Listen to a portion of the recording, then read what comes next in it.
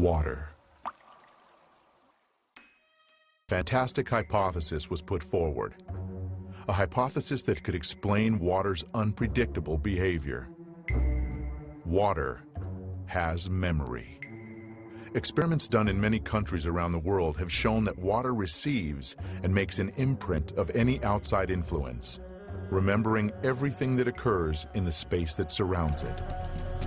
As it records information, water acquires new properties, yet its chemical composition remains unchanged.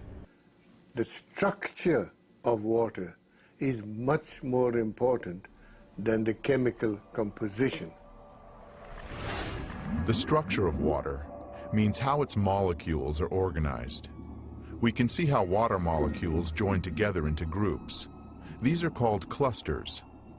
Scientists came up with the idea that these clusters work as memory cells of a certain sort, in which water records the whole history of its relationship with the world, as if on magnetic tape.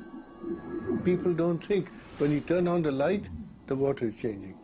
When you turn on the electric field from the power lines, the water may change. So that is the direction of research. The water, of course, remains water, but its structure, like a nervous system, reacts to any irritation.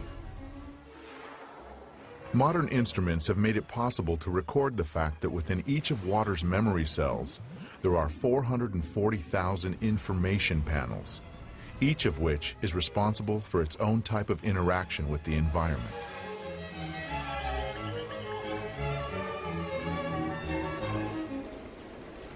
If you consider a cluster as a group of specific molecules, then it can survive only a short amount of time. But if you consider it as a structure whereby molecules can leave and other molecules come in, the cluster can last effectively for a very long time. The stability of the cluster structures confirm the hypothesis that water is capable of recording and storing information.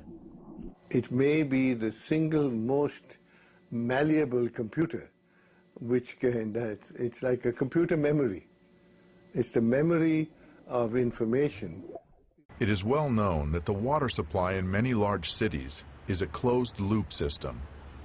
After undergoing aggressive chemical purification and passing through powerful filters, the water in these systems is returned to our homes, still remembering the chemicals and the violence it was subjected to. Even stronger, however, is the informational pollution that the water accumulates as it flows down miles of long pipes through thousands and thousands of houses and apartments. In nature, rivers and streams always flow along a smoothly curving course. But any water supply system has multiple right-angle turns.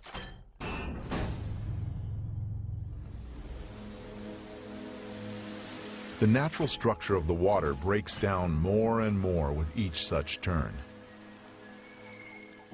Water from a water supply system which flows into our homes through pipes has various forms, crystals of various forms, but they are all deformed. That is, it may look like this. It can look like this or have these crystals in many other arrangements, but you won't see any symmetry or beauty. Here, the water was frozen in a cryogenic chamber and photographed under the microscope. The crystals of the tap water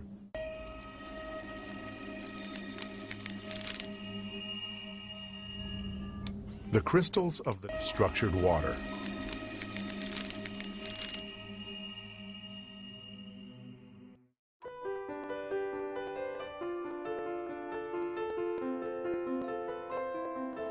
The fluid machine is a multiple vortex. It makes the water spin in both directions simultaneously at multiple times. That aspect of vortexing has a great attribute to fixing water, fixing pollution. Water is the machine. No moving parts, no chemicals, no magnetics, nothing in there to interfere with it. Water works upon itself, just like this river behind us. The water is working on itself, cleaning itself. It has geometric forms in it, flow form devices basically that cause the water to extremely, in a very short period of time, structure itself.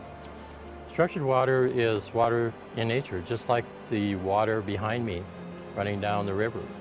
If you take a gallon or 10 gallons of water and dump it in a mountain stream at the top of the mountain and collect it at the bottom, the water is structured. Structured water is free of memory. It has a balanced pH.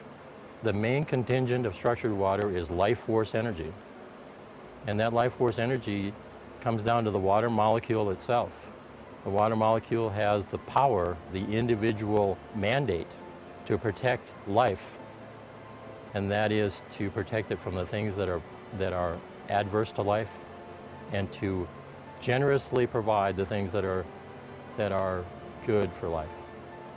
And the way it does that, the things that are adverse to life are pulled to the inside of the water molecule and shielded from life itself. Everything takes less water when it's structured, about 30% less water. In everybody's home are devices that you have to constantly tender, you have to constantly feed. I'm building and putting out a device that is one time. You buy it one time, you put it on wherever you want to put it, it'll never wear out. It has no moving parts. The water itself is the moving part. It is the machine. It is what brings the water to that place of being free to do what it's meant to do. Make life absolutely perfect. When you have a structuring water device on your home, it provides everything that you do with structured water. Your ice machine, your gardens, your plants, your animals, your swamp cooler, everything is provided with structured water. It assimilates the things that are bad for life. Chlorine is bad for life. Fluoride is bad for life. The toxins are bad for life. From this small fluid machine, you will consume the water with the toxins inside of it. And if there's still room in the water molecule, it'll start pulling those things that are in your body into it as it's passing through you. It will detoxify your body. The water molecule can't be broken down. All you get from the water is what's on the outside, what is usable to you. Structured water only pulls things from the body that are bad for life. It gives freely and fully all the things that are good for life. Distilled water, RO water, is hungry water. It has no discerning power, nothing to discern what is good and what is bad. It takes it all. The neat thing about structured water is it's balanced. It's absolutely balanced. And it's the balance of nature that brings us to that place of doing what we're meant to do, of being what we're meant to be, of being in joy. When we all come together and we all think, we all are in joy, basically, and we are doing what we're meant to do, then it will be just like this river. It'll be in the flow. We'll be in the flow.